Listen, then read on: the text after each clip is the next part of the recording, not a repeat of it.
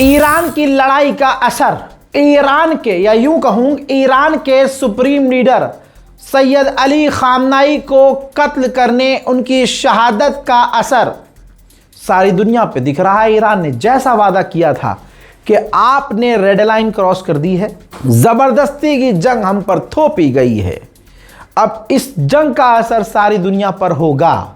उस वक्त दुनिया मुस्कुरा रही थी कि ये बताओ क्या कह रहा है ईरान। ईरान की जंग का असर दुनिया पर कैसे हो सकता है? आज हम देख रहे हैं, हम खुद शाहिद हैं, गवाह हैं कि ईरान की जंग का असर सारी दुनिया पर है। सऊदी अरब की हालत और पतली हो गई है। जिसके पास अंधा पैसा था अब वो भी परेशान हो गया है।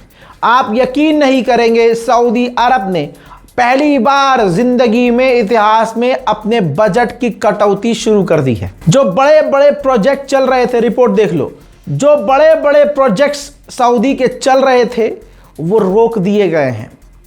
बहुत पेमेंट जो करनी थी, कुछ एडवांस पेमेंट करनी थी सऊदी को, उसने पेमेंट रोक दी है। यहां तक कि जो कई अहम प्रोजेक्ट थे सऊदी अरब के राजा प्रिंस मोहम्मद बिन सलमान के, उन प्रोजेक्ट्स को धीमा कर दिया गया है। नियोम प्रोजेक्ट जो सऊदी अरब का सबसे महंगा और सबसे एडवांस फ्यूचर प्रोजेक्ट था उसको रोक दिया गया है। लगभग पेमेंट रोक दी गई है।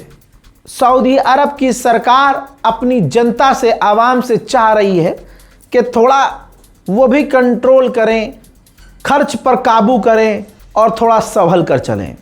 जब सऊदी अरब की ऐसी हालत हो गई है तो सोचिए दुनिया के दूसरे देशों की क्या हालत होगी। उधर ईरान के ऑफिशियल ने कहा है कि हम दोनों में से कोई डील के करीब नहीं है। हाँ, अमेरिका और हमारे बीच जो गैप था वो गैप कम हुआ है, लेकिन डील के करीब नहीं है। अमेरिका के ऑफर को अभी भी हम रिव्यू कर रहे हैं, डिस्कस कर रहे हैं, लेकिन डील के करीब नहीं है। अभी कई अहम मुद्दों पर बात अटकी हुई है। स्ट्रेट ऑफ हॉर्मुज को लेकर बात अटकी हुई है, हमारे पर लगी हुई पाबंदियां हैं उन पर बात अटकी हुई है। जहां अमेरिकी राष्ट्रपति ये कह रहे हैं कि ईरान पैसा नहीं लेगा स्ट्रेट ऑफ हॉर्मुज में, उधर ईरान को अगर देखा जाए तो ईरान पैसा ले रहा है। यहां तक कि उसने अपना पूरा टोलिंग सिस्टम बना दिया है। अपने आइलैंड को इस्तेमाल वो करेगा चेक पॉइंट के लिए, यानी पहले जहाजों को वो रास्ता देगा कि यही एक रूट है जिससे आपको गुजरना है। पहला जो एक आइलैंड पड़ेगा ईरान का, वो एक चेक पॉइंट की तरह टैंकरों को चेक करने के लिए, डॉक्यूमेंट चेक करने के लिए इस्तेमाल करेगा। अगला आइलैंड ईरान सिक्योरिटी के लिए इस्तेमाल करेगा, पेमेंट के लिए इस्तेमाल करेगा। फिर उसके बाद स्ट्रेट ऑफ हॉर्मुज से ईरान परमिशन दे के जाने देगा।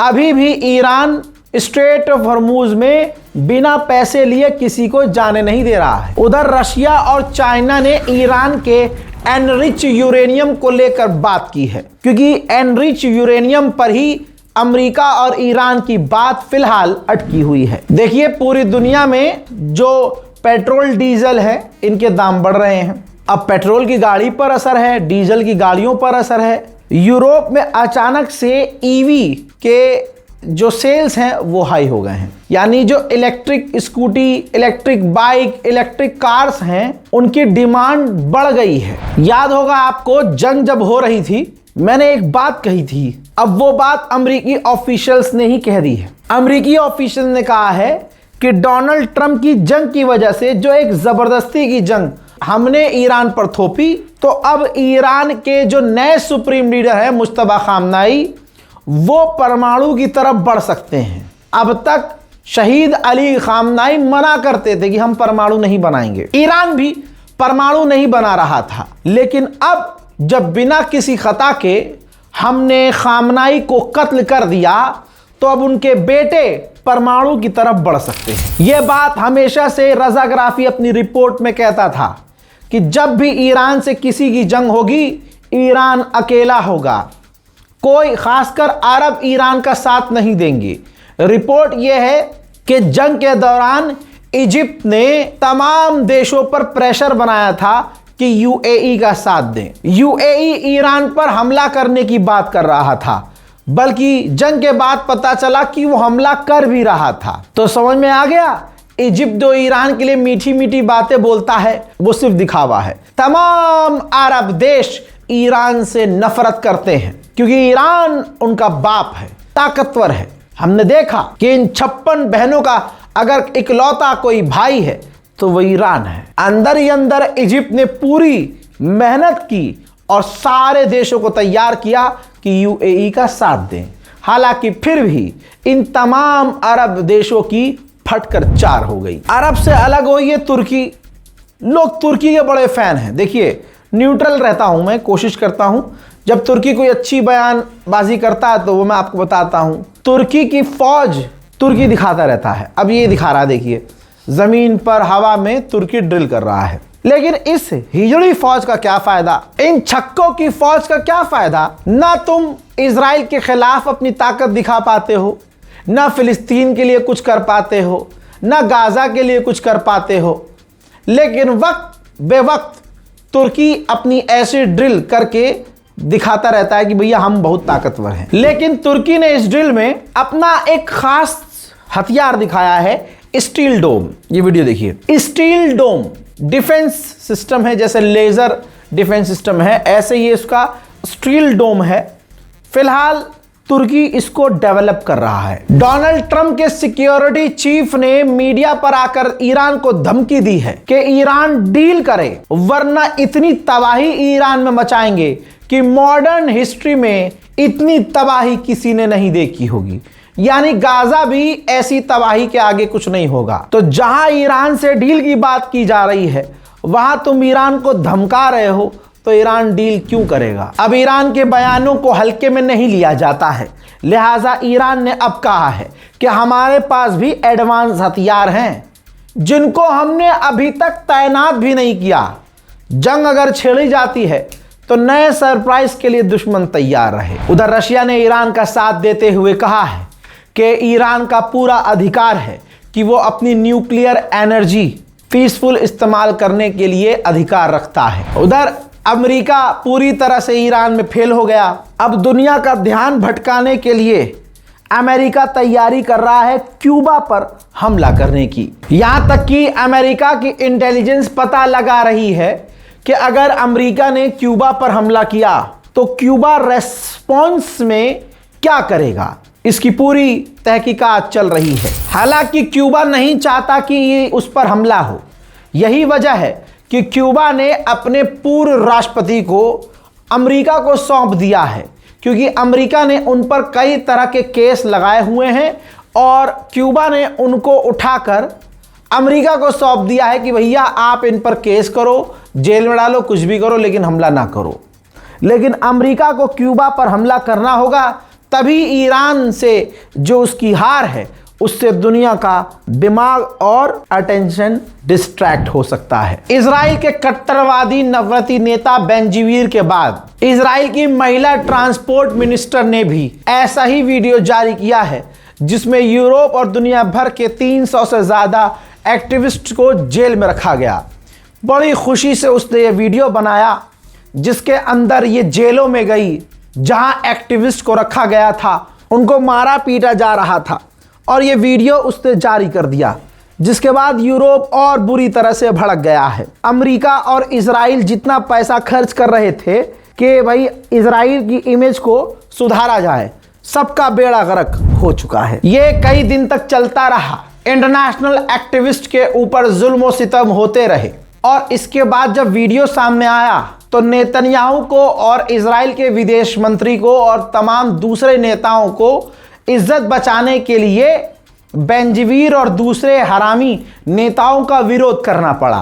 पूरी दुनिया का प्रेशर अमेरिका पर बना। अमेरिका ने भी नेतन्याहू से बात की।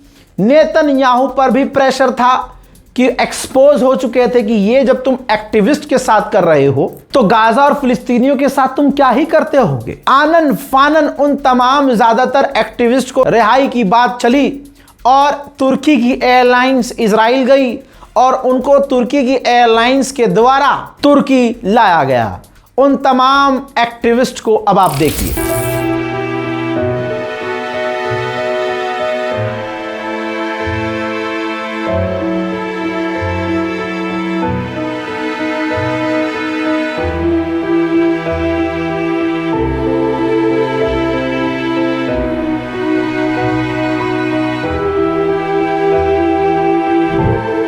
जब वो तमाम एक्टिविस्ट उतरे हैं तुर्की, तो उनकी तस्वीरें सामने आई हैं। अल्लाह अकबर, अल्लाह अकबर। दोस्तों, तस्वीर में नजर आ रहा है कि जो इंटरनेशनल एक्टिविस्ट हैं उनको टॉर्चर किया गया है। बदन पर नील और काले काले दाग पड़ चुके हैं, खून जम चुका है, मांस फट चुका है। ये उनके साथ इजराइल ने किया है, इजराइल के अंदर। तो इसके बाद अल्हम्दुलिल्लाह कम से कम ये हो गया है। पूरा यूरोप जो कल तक इजराइल के साथ था, आज पूरा यूरोप इजराइल के खिलाफ है। और अब एक बार फिर से दुनिया के सामने इजराइल का चेहरा, घिनौना चेहरा सामने आ गया है।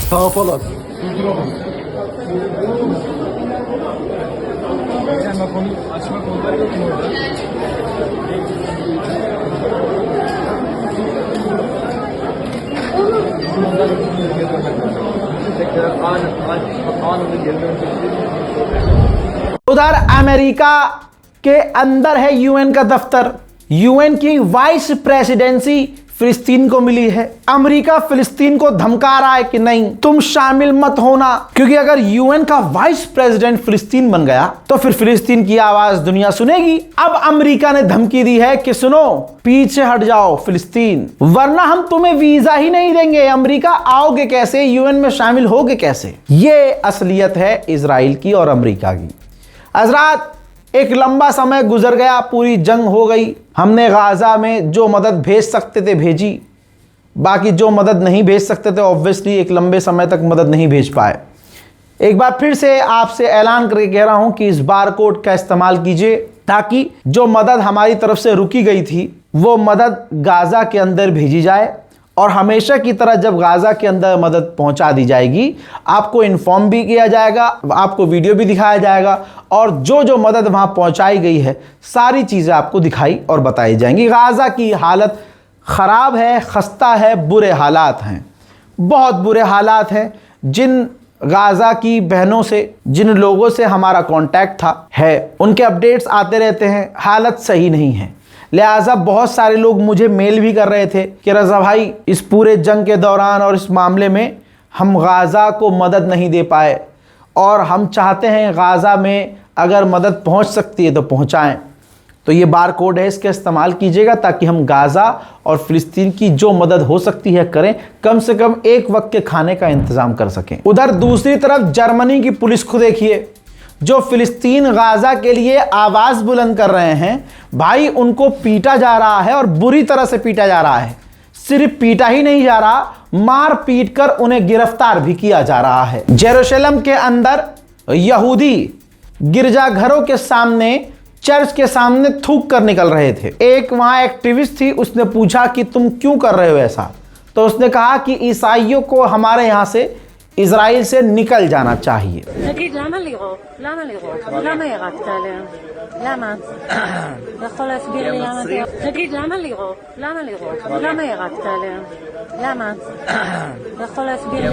इजराइल के आतंक का एक नमूना यह है कि इजराइल ने एक पूरी लिस्ट बनाई है जिसमें कई हजार फिलिस्तीनियों का नाम है, और इजराइल का कहना यह है कि 7 अक्टूबर के आतंकी हमले में इन तमाम फिलिस्तीनियों का रोल है। अब उन्हें पकड़ रहा है इजराइल, और उनको पकड़ने के बाद कानून तो बना ही दिया गया है, उनको सीधा फांसी दे दी जाएगी। अब देखते हैं कौन अरब देश इनके लिए बोलता है। इजराइल गजा पर रोज हमले कर रहा है, गोलियां चला रहा है। गोलीबारी में एक 13 साल के गाजा के बच्चे को इजराइल ने कत्ल कर दिया। सिर्फ वेस्ट बैंक फिलिस्तीन गाजा ही नहीं, लेबनान का भी वही हाल है। इजराइल रोज लेबनान पर हमला कर रहा है। अब जो उसने लेबनान पर हमला किया तो हॉस्पिटल पर हमला किया, और हॉस्पिटल में कई लोग घायल हो गए।